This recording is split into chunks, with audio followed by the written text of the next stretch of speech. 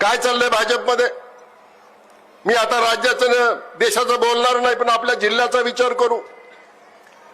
एक टोळकं तो पक्ष चालवतोय. बाहेरून आलेल्या लोकांच्या हातामध्ये पक्षाची सूत्र, या निवडणुकीची सूत्र, ज्यांना उमेदवारी मागच्या निवडणुकीमध्ये भाजपने दिली त्यांचा अधिकार काढून घेतला. जे अध्यक्ष आहेत त्यांना कोणी त्यांच्या पक्षात विचारत नाही. त्यांना एकमेव काम होतं की परवा 15-16 पक्षाच्या निष्ठावंत कार्यकर्त्याला पक्षातून 6 वर्षासाठी निलंबन करण्याचं काम त्या युवक अध्यक्षाला त्यांनी दिलंय. आणि म्हणून अशा पद्धतीनं पक्ष चालवायला दिलाय असं जर मी म्हणालो, काय त्यानं तुमच्याबद्दल आपुलकी असणार आहे? अमित भैयांना तुम्ही आमदार केलेलं आहे, विलासराव देशमुखांना तुम्ही आशीर्वाद दिलेला आहे.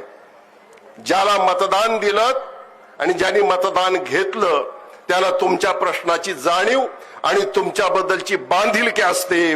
ज्यांचे मतदारसंघच बाहेर आहेत, ज्यांना तुम्हाला मतच भविष्यात मागायची नाहीत, असे कारभारी तुम्ही जर निवडून दिले तर तुम्ही विचारणार आहात कोणाला? आणि म्हणून अशाच नेत्याच्या पाठीमागे तुम्ही उभं राहिलं पाहिजे की ज्यांचं तुमची नाळ एक आहे, ज्यांना तुम्ही निर्माण केलं, ज्यांना तुम्ही मोठं केलं, ज्यांना तुम्ही जबाबदारी दिली, तेच तुमच्याबद्दल उत्तरदायित्व पाळू शकतात. आणि असं नेतृत्व म्हणजे अमित भैया देशमुख आणि आपले खासदार शिवाजीरावजी काळगे, ज्यांना निवडून दिलं त्यांना तुमच्या दुःखाची जाणीव आहे, तुमच्या प्रश्नाची जाणीव आहे. यांच्या पाठीमागे तुम्ही उभं राहिलं पाहिजे. कुणीतरी आलं आणि मागच्या निवडणुकीमध्ये म्हटलं की 0 to हिरो होणार. काही लोकांनी त्या घोषणेला बळी देऊन थोडंसं बहुमत दिलं नाही असं नाही, पण काय झालं पुढे? त्याला ते बहुमत सांभाळता आलं नाही. 8 वर्षाने ह्या निवडणुका होत आहेत.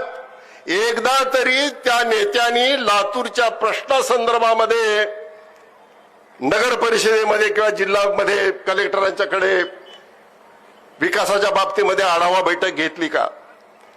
निवडणुका जिंकायच्या, निघून जायचं आणि त्याच्यानंतर पुन्हा निवडणुकामध्येच यायचं.